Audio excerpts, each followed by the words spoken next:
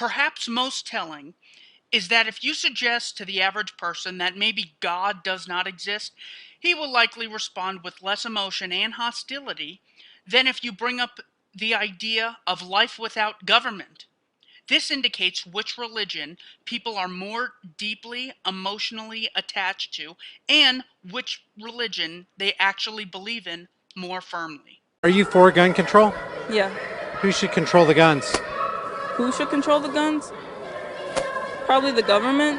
Do you trust the government? No. You don't trust the government, but you want them to control the guns?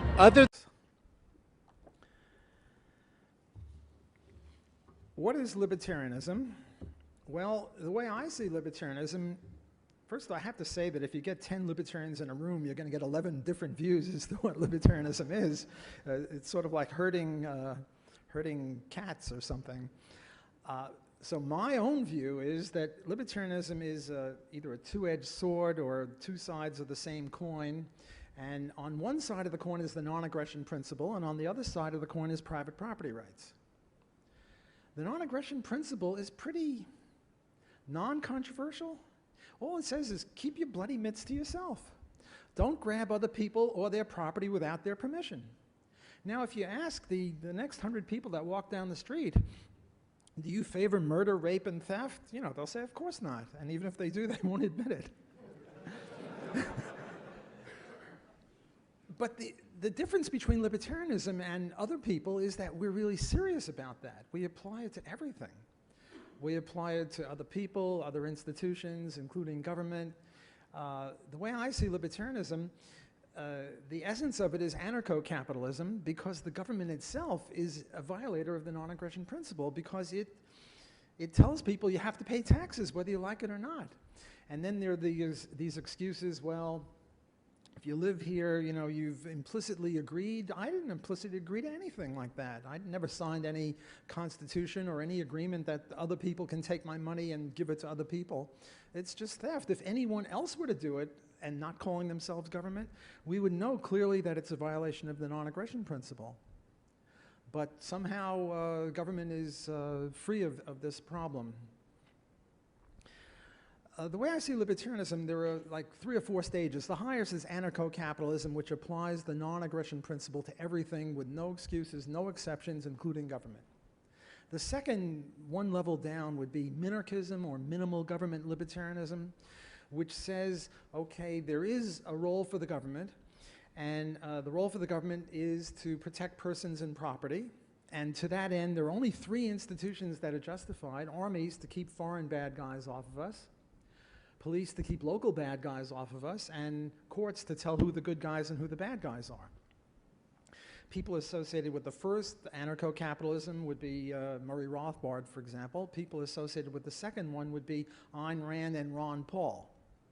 Then the third one, a little bit below that, would be classical liberals, who would say, yes, so we have to have government, and it should include those 3 functions, but it has a few other functions as well, public goods and 2 or 3 other things.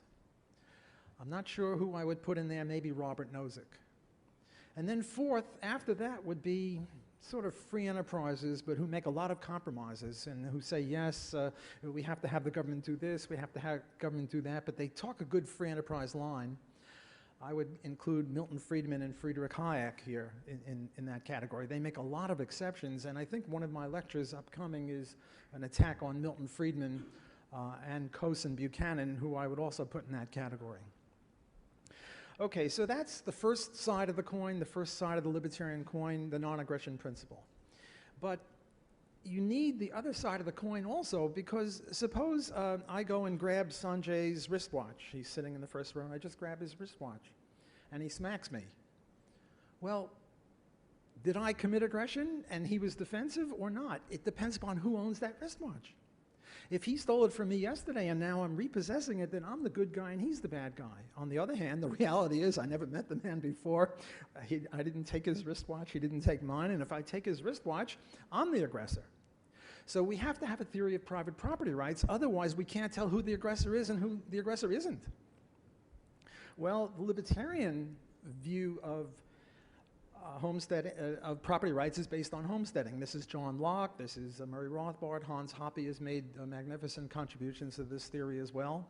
And the idea here is you mix your labor with the land, and there are continuum problems. How long do you have to homestead? How deeply? How intensively? Can you put one corn plant every foot, every square yard, every square meter, every acre, every hectare, every square mile? What? And Murray Rothbard used to say, well, it depends upon the culture.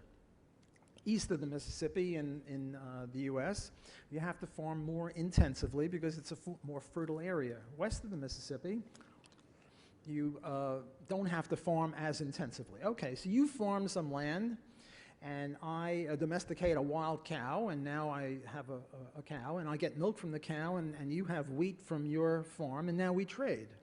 So this would be another legitimate title transfer.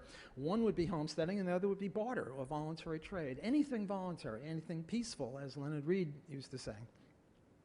So what are the other legitimate title transfers beside barter? Well, there's purchase, there's gifts, there's gambling, things like that. So you trace back all property to that end. And one of the radical things I've done is a thing called, what's the word for it? I'm losing my marbles here. Reparations. What about blacks who were, most of my examples are not going to come from Australia because I'm not as familiar with that country as I should be, but in the US there were black people who were enslaved. And now there are white people who have plantations in South Carolina, and should this stuff be given to the black people? Well, Murray Rothbard's answer is, possession is 9/10 of the law. We assume that whoever is the legal owner is the rightful owner, and it's up to the other guy to prove that he isn't the rightful owner. And could this be done? Yes, so we can have reparations. It wasn't that far back that we had slavery in the United States, only 150 years ago. And if there's evidence that a specific black person who now lives in the Bronx, his great-great-grandfather worked in the plantation in South Carolina, and there's some sort of evidence, well, he should get part of that plantation. Namely, it shouldn't have been given to the white slave master's son when slavery ended. It should have been given to the slaves as punishment for slavery or kidnapping. Okay, so here we have what I see as sort of the bedrock, the basic principles of libertarianism: the non-aggression principle, private property rights based on homesteading and voluntary trade.